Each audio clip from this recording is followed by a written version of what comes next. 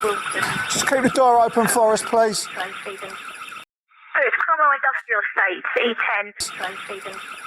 In a shocking new chapter of covert warfare, Russia has turned ordinary British drug dealers into key players in international terrorism. Earl and Jake Reeves, once known for their criminal ties, found themselves linked to a Russian mercenary-led arson attack, revealing a disturbing strategy of using the criminal underworld as a tool of destabilization in Europe. This is the story of how Russia is exploiting the gig economy of crime to fuel its broader agenda of chaos in the West. On October 24, 2025, a landmark case came to its conclusion when Earl, a 21-year-old drug dealer, was sentenced to 17 years in prison. His crime? A violent and destructive arson attack on a Ukrainian-owned business in East London in February 2024. The business was crucial to Ukraine's war effort as it was responsible for delivering Starlink internet terminals from Elon Musk's company to Ukraine, a country fighting for its survival against a brutal Russian invasion. Earl, along with his accomplice Jake Reeves, 23, was convicted of aggravated arson and violations under the UK's National Security Act, a piece of legislation introduced after Russia's invasion of Ukraine. The court described their actions as part of a sustained campaign of terrorism and sabotage designed to hurt Ukraine's war efforts and undermine British support for the country. It wasn't just about setting a fire, it was about sending a message of destabilization and disruption. For their role in this attack, Earl was jailed for 17 years, while Reeves received a 12-year sentence. But the story of this attack is far from simple, and it sheds light on a worrying new tactic used by Russia to wage covert war in Europe. The February 2024 arson attack wasn't just the work of two young criminals, it was part of a larger, disturbing strategy that Russia has been using across Europe. At the heart of this operation is Wagner, the infamous Russian mercenary group that has fought in Ukraine and is now classified as a proscribed terrorist organization by the UK government. Wagner, known for its covert operations and ruthless tactics, has moved beyond traditional military strikes to rely on a network of criminals who are recruited to carry out sabotage and terror attacks across European countries. In a new twist, Wagner and other Russian operatives have shifted away from the Cold War-era tactics of espionage and high-stakes spying.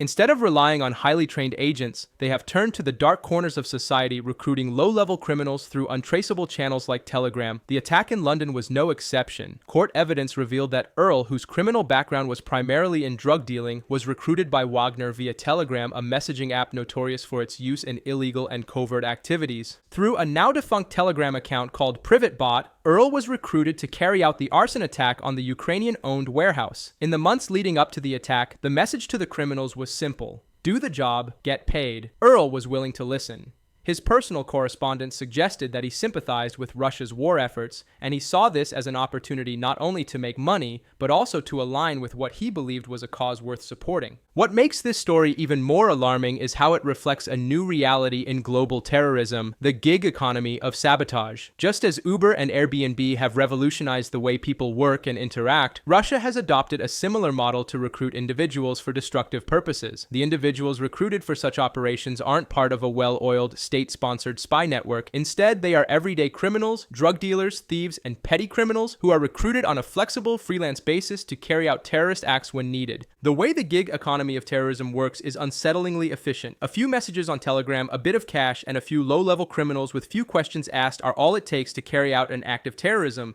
This approach gives Russia the ability to carry out sabotage across multiple countries with minimal risk. The attack in London was one of several such operations carried out across Europe, including the firebombing of shopping malls in Poland, attacks on infrastructure in Lithuania, cyber attacks on Czech railways, and acts of vandalism in France.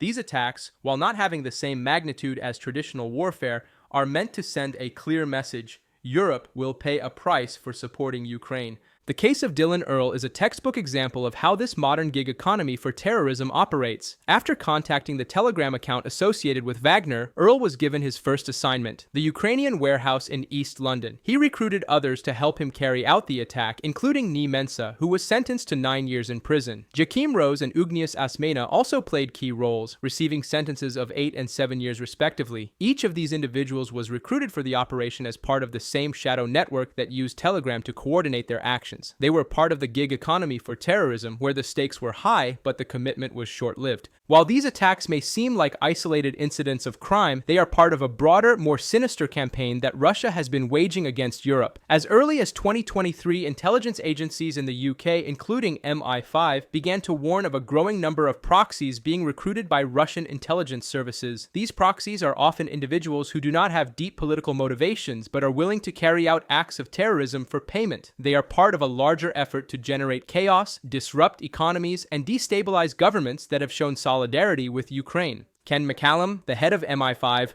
warned last year that Russia was generating mayhem in Europe, a campaign aimed at showing the West that there would be consequences for supporting Ukraine.